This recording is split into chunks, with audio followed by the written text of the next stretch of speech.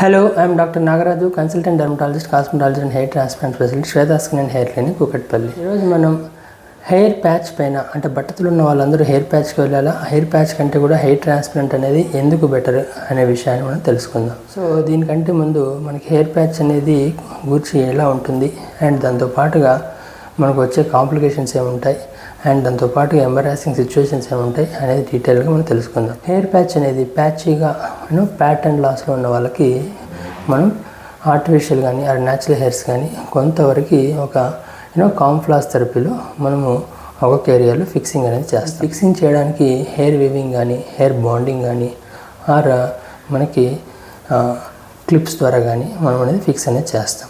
అయితే hair weaving and clips అనేటువంటివి ఈజీగా మనకి రిమూవ్ చేయబడేటివి, కానీ హెయిర్ బాండింగ్ అనేది మాత్రం ఒకసారి ఫిక్స్ చేసామంటే 15 days నుంచి 45 days వరకు మనకు అలాగే ఫిక్స్ అనేది ఉంటుంది. సో యాక్చువల్గా ఇందులో మెథడ్ ఆఫ్ ఫిక్సింగ్ ఏదైనా కానీ అన్నిట్లలో కూడాను కంపల్సరీగా మనము రెగ్యులర్గా మనం రీఫిక్సింగ్ అనేది చేయాలి. దాంతోపాటుగా ఓల్డ్ ఏరియాలో ఏదైతే ఫిక్స్ చేసామో దాన్ని నీట్గా క్లీన్ చేయాలి. దానివల్ల మనం వాడే హానికరమైనటువంటి గ్లూస్ వల్ల కొంత రియాక్షన్స్ అట్లాంటివి ఏమైనా ఉన్నా వాటిని కూడా మనం ప్రాపర్గా ట్రీట్ చేసుకోవాలి. అదే కాకుండా ఒకసారి మనం హెయిర్ ప్యాచ్కి వెళ్ళాక అక్కడ కొంచెం పలచబడిన హెయిర్స్ కానీ ఆర్ కొంచెం వీక్గా ఉన్న హెయిర్స్ కానీ వాటి యొక్క ఎఫెక్ట్స్కి అండ్ ప్రెషర్కి అక్లూషన్కి తొందరగా బట్టతలు అనేది ఇంకా ఫాస్ట్గా ప్రోగ్రెస్ అయ్యే ఛాన్స్ అనేది ఉంటుంది. సో కాబట్టి అది హెయిర్ ప్యాచ్ వల్ల వచ్చేటువంటి డిసడ్వాంటేజ్. బట్ అడ్వాంటేజ్ అంటే మనకి ఇమీడియట్గా వితిన్ 1 hourలో very best output and physical appearance అనేది ఇంప్రూవ్ అవుతూ ఉంటుంది. అదొకటే కాకుండా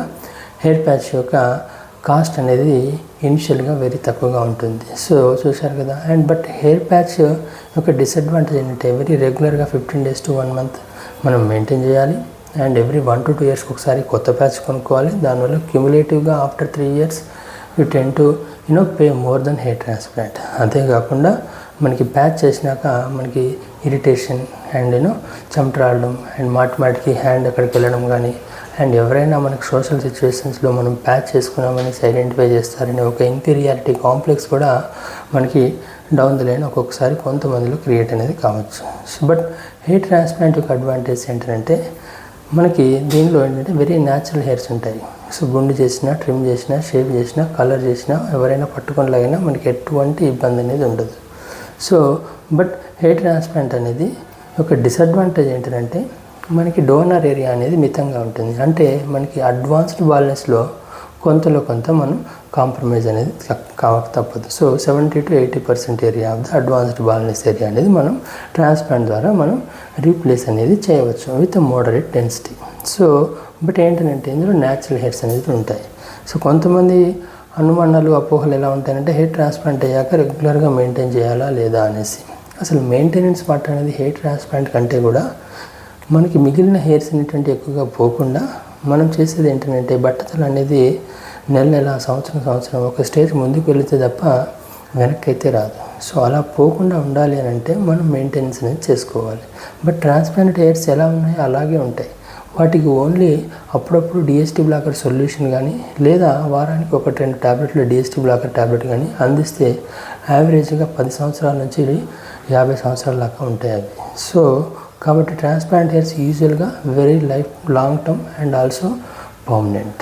బట్ విగ్ అనేది very temporary and also every మంత్కి ఒకసారి మనం దాన్ని రీగ్లూ అండ్ రీబాండింగ్ చేసుకోవాలి. అండ్ ఎవ్రీ 1 to 2 years ఒకసారి కొత్త ప్యాచ్ అనేది తీసుకోవాలి. అండ్ ట్రాన్స్ప్లాంట్ హెయిర్స్లో మెయింటెనెన్స్ అనేది వెరీ మినిమల్. 1 నుంచి 3 సెషన్స్లో ఎంటైర్ ఏరియా అనేది మనకు కవర్ అనేది అయిపోతుంటుంది. హెయిర్ బాండింగ్లో విషయానికి వస్తే సింగిల్ టైంలో వితిన్ 1 hourలో అనేది అయిపోతుంటుంది.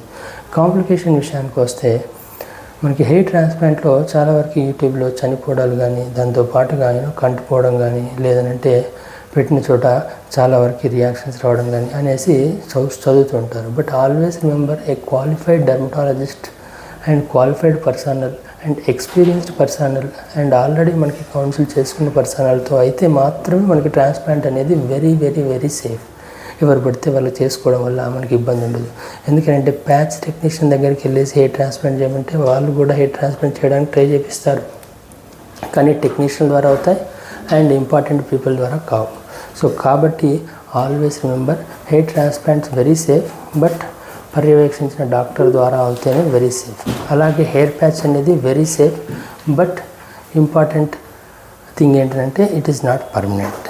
సో చూశారు కదా, మీకు ఇంకా ఏమైనా హెయిర్ ప్యాచ్ కానీ హెయిర్ ట్రాన్స్ప్లాంట్ కానీ ఏమైనా డౌట్స్ ఉంటే tell me in the comments, I will reply to you.